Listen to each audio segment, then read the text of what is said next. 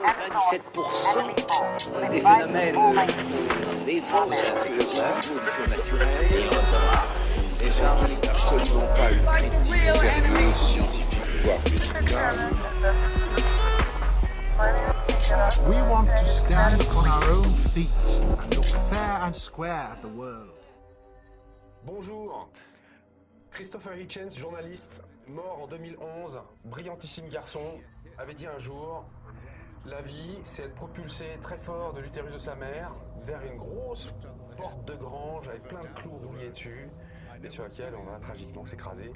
Et le tout, c'est de savoir comment occuper l'intervalle entre les deux de manière assez sympathique et si possible utile et ironique. Alors c'est pour ça qu'on est là. Qui es-tu, Nicolas Vivant ? Alors, je suis Nicolas Vivant, je suis informaticien. Je suis, avec toi, un des membres fondateurs de l'Observatoire zététique, dont je ne suis plus membre. Et moi non plus. Et je suis là pour occuper donc cet espace entre l'utérus de ma mère et la porte rouillée. C'est ça. Moi de même. Moi j'enseigne la pensée critique à l'université Grenoble-Alpes. Et voilà. Et j'avais envie de faire alors, mais déjà, bon, nous sommes deux hommes, cisgenres, blancs, hétérosexuels, il me semble. Je crois. Et pour ce qui me concerne, en tout cas, oui. Et parents, je ne sais pas si ça aide. En tout cas, voilà, ça c'est dit. Pourquoi on fait cette espèce de projet de vidéo ? C'est parce qu'on s'est rendu compte que le milieu dans lequel on frayait, qui est le milieu de la zététique, c'est un milieu qui nous pose quelques petites questions. Et alors la zététique, peut-être pour préciser un petit peu ce que c'est. C'est la démarche scientifique d'investigation. À l'origine, c'est ça, hein, des phénomènes réputés étranges, bizarres, paranormaux, controversés, aux frontières du réel. C'est ça, hein. T'es d'accord avec moi, quelque chose que... Et l'un des grands fondateurs français qu'on connaît bien, c'est le professeur Henri Brock, qui est maintenant à la retraite. Et la zététique, on s'en est emparé progressivement sous forme associative, puis après on s'en est emparé en termes enseignementaux. Moi j'ai contribué à la formation d'un collectif qui s'appelle le Cortex en 2010, et l'objectif est de propulser la pensée critique et la démarche zététique, donc d'investigation des théories farfelues et bizarres et étranges et des thérapies cheloues et tout ça, dans le giron de l'enseignement national à l'université. Et il y en a d'autres qui le font dans le secondaire. Je pense à mon collègue Denis Carotti, respect Denis Carotti.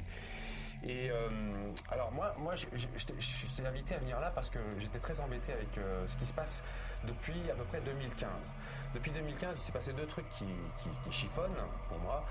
Évidemment, il y en a qui chiffonnent beaucoup, c'est les attentats. Les attentats qu'il y a eu en France. Et le deuxième, c'est la montée de YouTube et des supports de vidéastes sur la question de la zététique. Alors, les deux, évidemment, n'ont pas le même degré de tragédie, mais tu vois, le premier, en tout cas, est fortement tragique. Et surtout, ce qui m'a vraiment embêté, c'est que c'est le moment où les forces publiques trouvaient aucun autre moyen pour essayer de prévenir maladroitement ces attentats que d'essayer de trouver des gadgets. Et ils ont essayé de trouver des gadgets genre la déradicalisation. Ils ont trouvé malheureusement la zététique et l'enseignement de l'esprit critique comme leur nouvelle marotte. Et ça a fait plusieurs choses assez étonnantes. Ça a fait que d'un seul coup, alors qu'à chaque fois qu'on venait proposer des enseignements de la pensée critique, que ce soit dans des SP, les anciens IUFM, même anciens écoles normales, à chaque fois qu'on venait proposer des enseignements comme ça, on nous disait mais il n'y a pas besoin, c'est inutile, on le fait déjà. Tout le monde le fait peu ou prou, c'est pas nécessaire de faire ce genre de choses. D'un seul coup, c'est devenu une mode financée avec des moyens. Et là, j'ai vu plein de gens qui, avant, se moquaient de nos travaux, s'incruster, improviser, voire plagier même certains travaux d'autres personnes. Et comme il y avait des sous, c'est devenu une espèce de marigot dans lequel plein de gens qui sont à peine compétents, certains sont un peu compétents, puis certains sont pas du tout compétents, sont mis là-dedans. Et ce qui m'ennuie, c'est que ces gens-là se sont mis à truster une place dans la hiérarchie, je dirais, institutionnelle, politique, qui empêche certains des gens qui ont les mains dans le cambouis. Je rends hommage à certains enseignants du secondaire que je connais qui passent des heures et des heures et des heures à enseigner l'esprit critique à des gamins dans des bahuts foineux au fin fond de Marseille par exemple, et c'est eux qui sont les experts du sujet qui devraient être en train de parler dans les aéropages de gens qui parlent de ça, et eux ils disparaissent. Et ils disparaissent au profit de qui ? Donc au profit de gens assez opportunistes sur la question et au profit de youtubeurs. Alors les youtubeurs, moi je suis un peu embêté parce qu'il y en a une partie, je sais que une partie viennent de mes cours, il y en un qui me disait « Ah, sympa, j'ai lancé une chaîne parce que j'ai suivi vos cours il y a quelques années. » Bon. Et la qualité est parfois très très bonne, parfois mauvaise, parfois même au moins dans le ton archi nul, des fois je trouve. Et bon, enfin, il y a un peu de tout. Mais ce qui me pose question là-dedans, c'est la discussion qu'il y a eu à un moment donné, à savoir est-ce que cette démarche-là, l'esprit critique et la zététique, l'autodéfense intellectuelle, est-ce que c'est une démarche qui est politique ou pas? Et mes collègues du Cortex et moi-même, on défendait l'idée que c'était une démarche éminemment politique. Et en face, il y a eu prolifération de vidéos qui revendiquaient une zététique dite apolitique, un truc, tu vois, un peu passe-partout, mais qui fait que finalement, ces gens sont devenus eux aussi des interlocuteurs. Je vois des gens qui font 20 vidéos, et qui n'ont jamais enseigné l'esprit critique de leur vie devant une classe ou devant un amphithéâtre, prendre la place d'une discussion auprès de ministres que devrait avoir Carotti, mon pote, qui lui a 3000 heures derrière lui de bouteille, auprès de gamins à la retourne qu'il aide. Et il y a quelque chose qui cloche. Mais surtout, il y a une chose qui est jamais dite, que j'ai pas lu en tout cas dans les échanges qu'on a eu à l'époque, c'est que la politique c'est un mot puits, comme la science, comme tout un tas de mots qu'on utilise au quotidien. Et parce qu'on ne les définit pas, on est capable de se prendre la tête sur ces notions-là. Je suis convaincu que les gens qui disaient que la zététique n'était pas politique parlent de politique politicienne. C'est-à-dire, on ne peut pas associer zététique et parti politique. D'accord. La zététique n'est pas le PS, la zététique n'est pas le PC, la zététique n'est pas les Républicains, la zététique... Je pense que c'est ça qu'ils avaient à l'esprit. Et pourtant, on a été clair là-dessus quand même. La zététique n'a pas de temple, tu peux la pratiquer de n'importe où, tu peux même être au fin fond de l'extrême droite, et si tu critiques une des thèses fondamentales... et ben hop, tu vois, c'est comme un vecteur. D'où que tu partes, tu peux tendre vers la critique de ce sur quoi tu es assis. Je crois que ça n'a pas été dit dans mon souvenir. La deuxième chose importante qui fait que je te suis dans ce projet-là, c'est que l'esprit critique, c'est un peu comme l'intelligence. C'est avec ça qu'on juge. Et donc tout le monde est persuadé d'en être suffisamment doté. C'est-à-dire que moins on est intelligent, moins on est à même de se rendre compte qu'on est intelligent. Et moins on a l'esprit critique, moins on a même de se rendre compte qu'on manque d'esprit critique, puisque c'est l'esprit critique qui se permet de se rendre compte qu'on fait pas d'esprit critique. Enfin bref, il y a cette contradiction-là qui fait que donc tout le monde est persuadé d'être suffisamment doté d'esprit critique, ce qui explique aussi que des gens se sentent légitimes pour enseigner l'esprit critique, alors qu'ils ont une réflexion qui n'est pas forcément très large, très étoffée sur le sujet. Et donc on se retrouve comme ça avec des gens qui font de la zététique ou de la didactique ou de l'esprit critique à la petite semaine, c'est-à-dire appliqué à des tout petits domaines sans voir à quel point, quand on développe l'esprit critique des gens, on change leur perception du monde, on change on diminue leur capacité à se faire influencer, et donc évidemment ça a un impact politique on fort. élargit le champ des possibles. C'est éminemment politique, je suis complètement d'accord avec toi. Et là, des fois, j'ai l'impression de voir des trucs qui sont... Alors, je rends hommage au travail vidéaste. Il y a des trucs vraiment grandioses, mis en forme, résumés en l'espace d'un quart d'heure et tout, qui sont formidables. Je nie pas l'intérêt de cet outil-là. Ce que je vois par contre, c'est que la plupart de ces supports sont des supports qui... Alors que l'esprit critique doit être un truc corrosif, un truc qui est subversif dans son essence, c'est-à-dire qui questionne les institutions, qui questionne les privilèges sur lesquels on est assis, là on se retrouve avec un machin mou,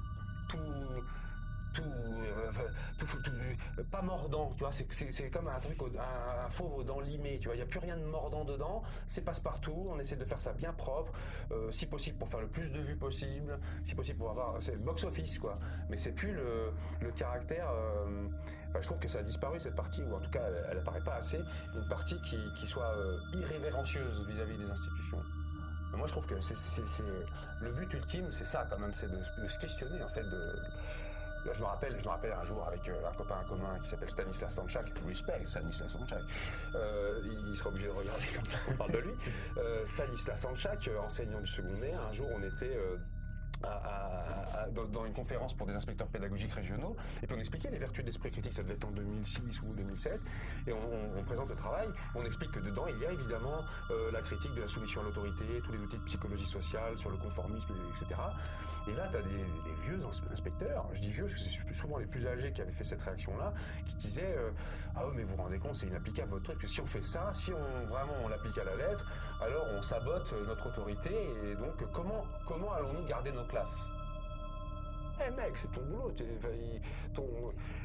repose le contrat correctement avec les élèves, pourquoi ils sont là non, mais si c'est basé sur un truc d'autorité qui ferait qu'en soulevant ce qu'apporte Milgram, ce qu'apporte Festinger, Schachter, tous les psychologues sociaux qui ont bossé sur le sujet, si en apportant ça, t'as peur tu le caches sous le boisseau parce que t'as pas envie de foutre le bazar dans ta classe. Tu vois, j'ai peur qu'on fasse de l'esprit critique et de la zététique quelque chose ce qui s'est passé avec le féminisme maintenant, tu vois, un truc fadasse, avec la laïcité. Tout le monde, t'as l'impression que n'importe quel type, n'importe quelle nana de n'importe quel endroit qu'elle parle, elle peut parler de laïcité et tout le monde se goberge avec ça. Et je trouve qu'on brade. Mais je trouve que ça va être exigeant. Et du coup, on va couvrir quel sujet non, et selon quelle modalité? Moi, je me suis dit, quand je suis venu te voir, je t'ai dit, il y a des sujets dont j'aimerais bien parler, mais qui semblent à chaque fois sortir du champ, ou parce qu'ils sont trop corrosifs, ou parce qu'ils sont trop ceci. Moi, je me dis, il faudrait qu'on ait peur de rien, et qu'on aborde ce qu'on a à raconter. Alors, on le fera peut-être pas de manière très pointue, c'est pas des travaux universitaires qu'on va présenter là, on n'est pas des experts des sujets qu'on a, mais en tout cas, c'est des questionnements qu'on voudrait poser. On fera certainement des erreurs. Par contre, moi, ce que je trouve important, et on défend ça, c'est qu'on indique nos erreurs et qu'on le dise, qu'on l'indique, qu'on le mette en dessous, les commentaires. Voilà, je suis pour qu'on mette les références de ce qu'on raconte, si on en donne. Je suis pour que, éventuellement, même on fasse des vidéos pour corriger si on a dit n'importe quoi. T'es d'accord avec ça? Complètement. Mais après, c'est poser la question de savoir. Tu sais, moi, j'étais plutôt de la branche, comme on dit, puriste. J'avais pas de compte Facebook. Pas de Twitter, je sais pas quoi, pas d'Instagram bidule, pas de voilà, j'essayais de défendre la logique du libre, même quand je publie un bouquin, il est souvent dans une maison d'édition, tu vois, moisi. Merci les éditions moisies qui m'ont publié. C'est pas moisi, c'est petit, c'est pas des grosses machines de guerre, tu vois. Je faisais exprès de choisir ça, mais n'empêche, on n'est pas lu, on est très peu fréquenté, on est peu connu, les travaux du Cortex sont à peine connus, donc. On s'est dit, changeons de fusil d'épaule. Et donc, tu m'as en partie convaincu d'emprunter le chemin de la vidéo, mais pas d'aller sur YouTube. Tu préciseras peut-être, d'aller d'abord sur PeerTube. Et tu m'as même convaincu d'ouvrir un compte Facebook, mec. Ce que j'ai fait il y a quelques jours. Absolument. Et là, c'est... en fait, pour moi, il me semble important d'aller où se trouvent les gens. Voilà. Alors, Facebook, c'est un... Mais attends, c'est Cyril Hanouna. Tu dirais? Non. Laurent Ruquier. Non. Ah, non. Bah alors, ils sont là, les gens? Alors, complètement. Non, mais... Ah, alors qu'est-ce que tu dis de ça? Je dis que c'est une contradiction. Et il va falloir l'assumer. Il y a clairement une contradiction, parce que j'allais dire, aller sur un média dont on maîtrise le contenu. Mais même là-dessus, c'est pas sûr. C'est-à-dire, sur Facebook, on publie pas la photo qu'on veut, on publie pas. Il y a de la censure sur Facebook, ça existe. Et on va se retrouver tôt ou tard confronté à ça. Et c'est exactement la même chose sur YouTube. Si un morceau nous plaît et qu'on met un morceau de musique en fond d'une vidéo, s'il y a des droits sur ce morceau, on va nous couper le son de la vidéo intégralement. Donc on va se retrouver face à ce type de contradiction-là. Donc il y a deux choses à mon sens qu'il faut faire. C'est un, l'assumer. C'est une contradiction, il faut l'assumer. C'est une stratégie pédagogique. C'est une stratégie pédagogique qui induit une contradiction. De rappeler autant qu'on peut qu'il existe des systèmes alternatifs qui ne souffrent pas de ces défauts-là. Je pense à PeerTube pour les vidéos et à Diaspora pour Facebook. Donc tu veux dire qu'on Mastodon pour Twitter. Donc on va aller sur PeerTube d'abord, puis après on mettra sur YouTube. En encourageant les gens. Simultanément, mais en tout cas, on encourage les gens à regarder nos vidéos sur PeerTube plutôt que sur YouTube, de nous suivre sur Mastodon plutôt que sur Twitter, et de nous suivre sur Diaspora plutôt que sur Facebook, sachant que de toute façon Facebook bat de l'aile, les jeunes n'y vont plus, et la fin de Facebook est quasiment annoncée, quoi. C'est une prévision d'Elisabeth Tessier. Oui, enfin, que tous les gens qui sont sur Facebook et qui connaissent un peu qui ont des enfants, par exemple, se rendent bien compte que leurs enfants ne postent plus rien sur Facebook et qu'ils sont sur Instagram, sur Snapchat, ailleurs, en tout cas pas sur Facebook. Donc voilà, on sera sur Facebook, on sera sur YouTube, on sera sur Twitter, mais on sera surtout sur Mastodon, sur Diaspora et sur PeerTube, et suivez-nous sur ces plateformes-là. Toutes les possibilités sont les mêmes que vous trouverez sur YouTube, sur Facebook et sur Twitter. La différence, c'est que sur ces plateformes-là, on est vraiment maître du contenu. Voilà. Et puis, il n'y a pas de publicité, il n'y a pas personne ne profite indûment de notre sueur et de nos larmes. Si la zététique n'a pas de temple, en tout cas nous, ce petit studio-là, il en a un. Nous sommes dans l'Amphiveille de l'Université Grenoble-Alpes et c'est la direction de l'audiovisuel qui nous aide. Merci Jamel Hadji, merci Gilles Gardès, merci Cyril Bréau, Gaël Bréau, Créo, je sais plus, Gaël, Créo. Merci David Clamadieu, merci Fabien Larocca, merci Serge Merlin-Forel, merci tout le monde, merci François B, car sans François B nous ne pourrons rien. Il est François B comme Beau, B comme Bigorneau, B comme bagagiste, ça n'a rien à voir. Si tout ceci est très mauvais et qu'on décide de saboter la chaîne au bout de 5 épisodes, ça sera de la faute de ces gens-là. Par contre, c'est très bien, ça sera grâce à nous. Voilà. Donc à bientôt. C'est ça ton sourire qui te donne envie? T'es un mec. Bon, allez, salut. Je suis à fond au niveau sourire, pardon.